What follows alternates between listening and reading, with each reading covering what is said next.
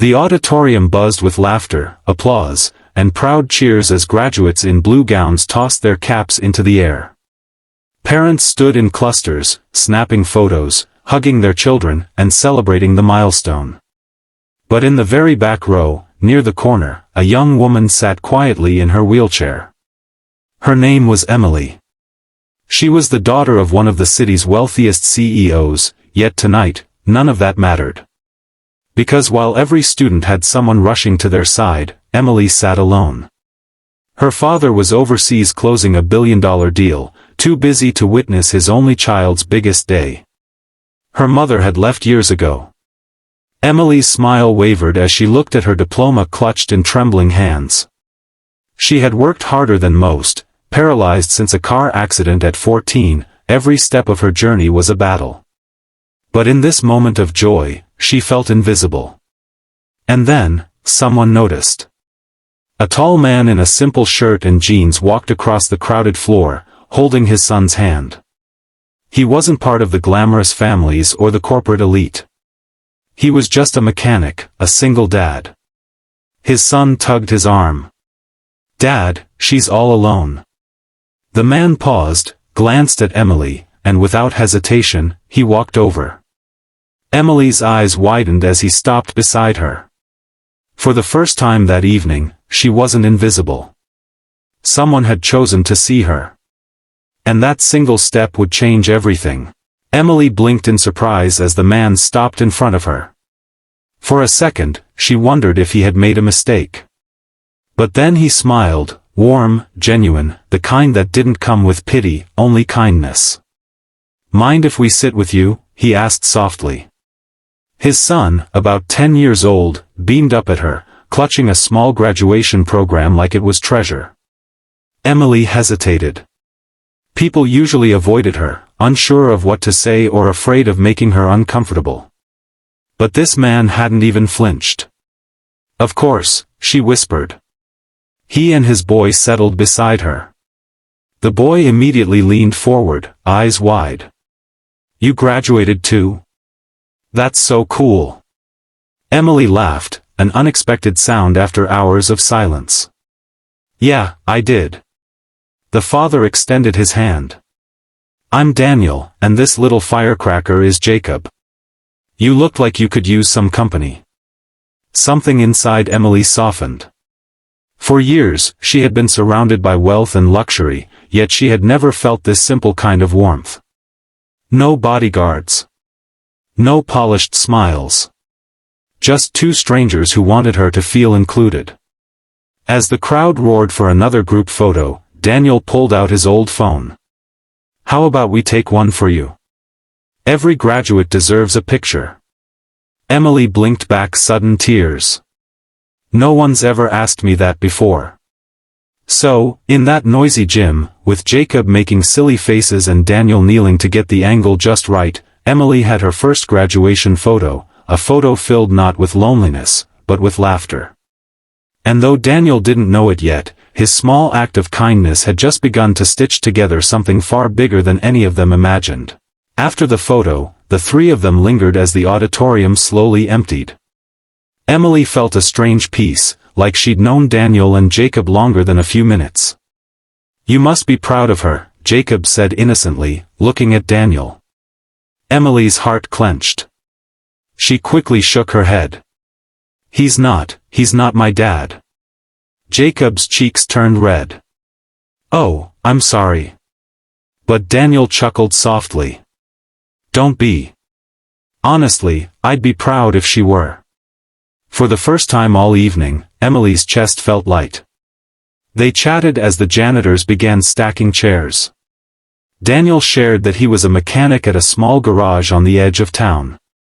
Jacob chimed in every few sentences, proudly boasting about how his dad could fix anything with wheels. Emily found herself smiling more than she had in months.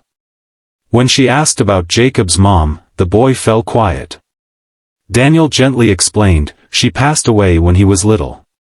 It's just been us since." Emily's throat tightened.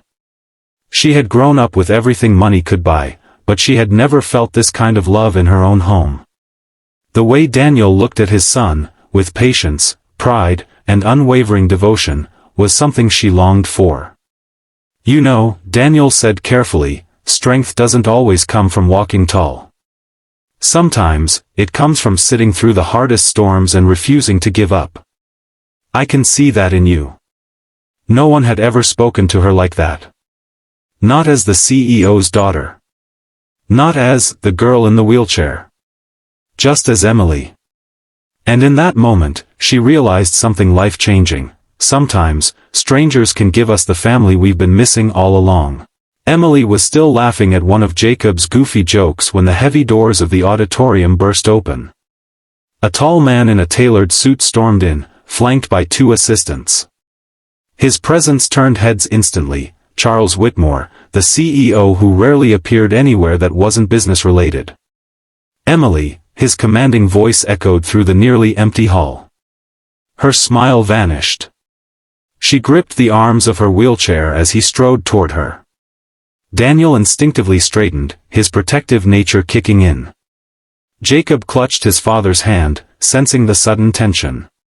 Charles knelt beside his daughter, brushing a strand of hair from her face.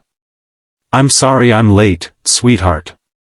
The board meeting ran over. Emily's eyes watered, not from relief, but from the familiar sting of disappointment.